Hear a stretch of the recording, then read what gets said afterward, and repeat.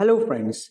In today's class we are going to talk about different syntax related with programming language that can be defined by using context free grammar.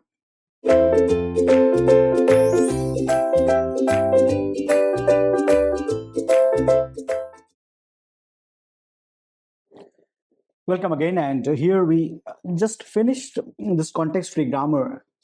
So the reason context free grammars are very useful because context free grammar can be used to describe the syntax of a programming language.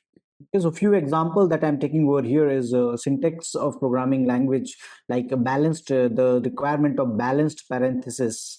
Okay, we want the opening number of opening bracket as number of closing bracket. So this requirement can be syntactically put out by your context free grammar. So something like this, you want all the parentheses number of opening bracket is equal to number of closing bracket. So this can be effectively described, the syntax can effectively described by context free grammar. Syntax of if and else statement, if suppose a is equal to b, then perform, let's say, a plus plus, else c plus plus. Okay, so this is the syntax of if and else statement. Function prototype is something like this: int, let's say sum, and int a, int b. Okay, so this, and any expression grammar related consisting of, let's say, plus and minus operator. Suppose I am writing a plus b multiplied by c and then divided by d. Now this can also be described by using context free grammar. So context free grammars are basic let's say grammars which are used for describing the syntax of the programming language. In the next section I will describe you the different the context free grammars for all these examples.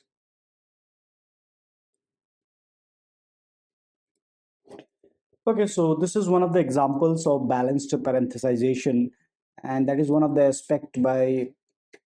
aspect of your context free grammar. Context free grammar can be used to describe balanced parenthesis. Okay, so there is a requirement that there should be number of opening bracket is equal to number of closing bracket. For example, this is a balanced parenthesization, and here epsilon is also a balanced parenthesization because there is no opening parenthesis, so there is no closing parenthesis. So now this is also an example of a balanced parenthesization. This is an also four opening bracket, four closing bracket is an example of balanced parenthesization. And let's say one more example: three closing bracket, three this one, and finally this one is an example of balanced parenthesization. Now there is this is the grammar, simple grammar, describing this syntax, and it can find out it can derive basically this strings. So let's see here: s derive opening bracket s and s. Then the next step, let's have s derive opening bracket s and finally this. We want to derive this one, so s derives opening bracket s s. Let me put s one more time and replace this: opening bracket s, opening bracket s, and one more time opening bracket s, opening bracket s, opening bracket s, and s. Now let's replace them by using epsilon. So opening bracket s, s, opening bracket s, epsilon, then opening bracket s, opening bracket s, then opening bracket s, and finally this opening bracket, closing bracket. So this let me just put one more example over here, that s derive this opening bracket, closing bracket s, and let me just replace this s by epsilon. So this is s, and then there is a s can be replaced by opening bracket s, closing bracket s. One more time, opening bracket, closing bracket s, and then s can be replaced by opening bracket S and S, and then two more closing bracket, and then finally we can have opening bracket S, two closing bracket, epsilon replacement, and finally 1, 2, 3, 1, 2, 3. So as you can see here, this the requirement of balanced parenthesization can be effectively, put by this context-free grammar, and I can derive any balanced parenthesis, any balanced parenthesization can be derived by using this grammar.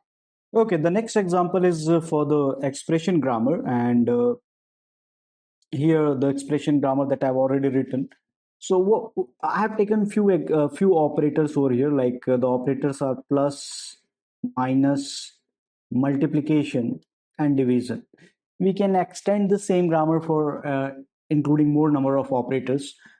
So now if I want an expression where ID is for identifier, and if I want A plus B multiplied by C, now this is an arithmetic expression. Even if you want A plus B plus C, this is also an arithmetic expression. So you want to derive this type of sentence, and this is very common in our programming language to writing an expression which is having this arithmetic operator associated with them. So you write anything using this for operator, we can effectively derive by using this grammar. For example, I can derive this sentence A plus B multiplied by C in this way. So now E derive E plus T, and then T derive E plus T derive T star F, and then E plus T multiplied by ID stand for identifier.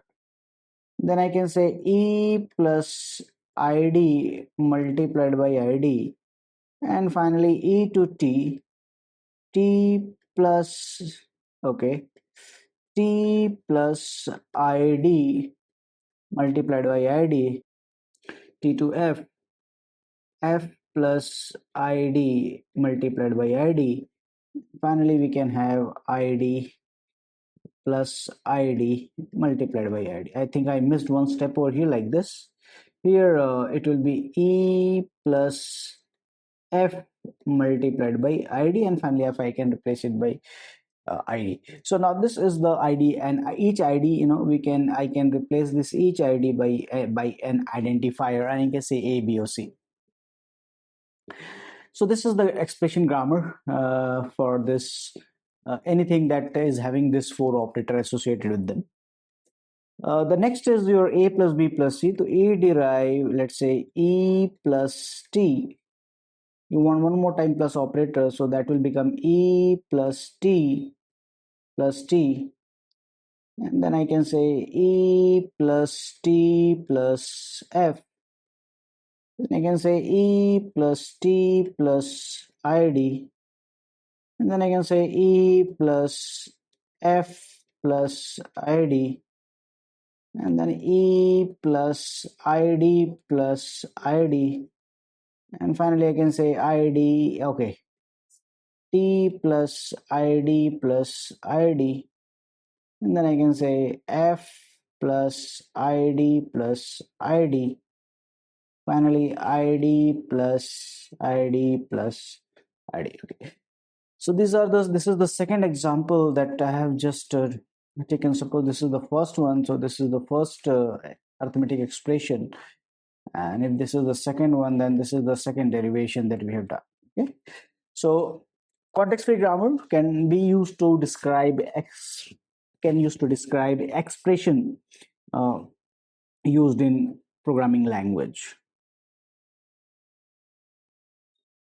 Another example of describing the syntax, context-free language, describing the syntax of a programming language is your function prototype. Okay, so this is the grammar for describing the function prototype. But before that, I will just describe you what basically the function prototype is. So for function prototype, what is the ideal way of declaring? Let me just write a function prototype. So let's say fun, int fun, integer a or integer b, or I can define the prototype as int fun, int and int. If you look at the constituent of this function prototype, then you have a return value. Now this is the return value. The function returns an integer. So as statement describe a return, and then you have a fun, which is nothing but the name of the function. Okay, name of the function. Then within bracket we are having argument, args, that is for arguments. So now return can be a type or it can be a void, and we can write as if it is a type then integer or double. Okay, so that is the return type here, return and type. For argument can be nothing. Epsilon is for the nothing, and you can write a void, or you can give a list over here. So there can be nothing, like here if I just write a function fun with no argument, and even if I can write function fun with an void argument. So argument list is consist of either a single argument or argument list and one argument. So you can have as many as argument possible over here. If it is a one argument, then you have to just describe the type, like you can say integer and leave it alone, or you can say type and then again you can say the name, like int and a. Okay, so this is the grammar that describe the function prototype used in a high level programming language. The next syntax that we are learning here is syntax of if and else statement, and this is a grammar written over here. Statement, if expression then statement derive if expression then statement, else statement, and these are very primitive statement that I have written. Statement is deriving a and expression is deriving b.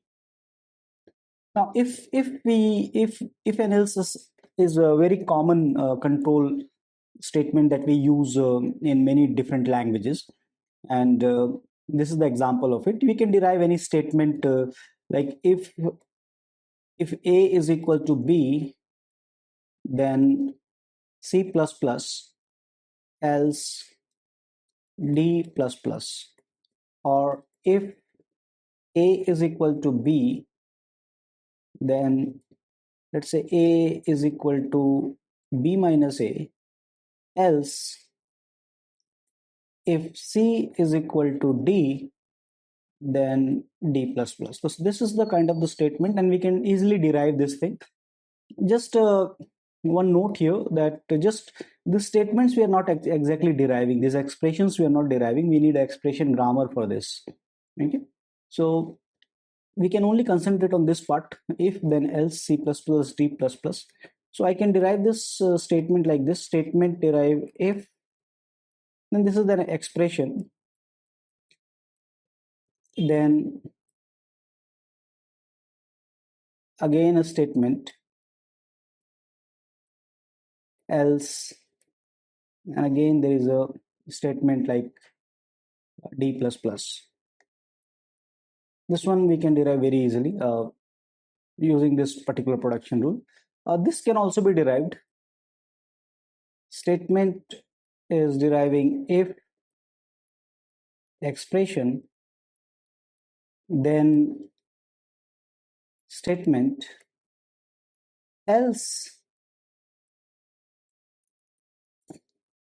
there is again statement, and that statement can again derive if expression, then statement. Okay, so this if else later can be very successfully can be represented by this grammar. The only issue with this grammar is this grammar is a ambiguous grammar. Okay, this grammar is a ambiguous grammar.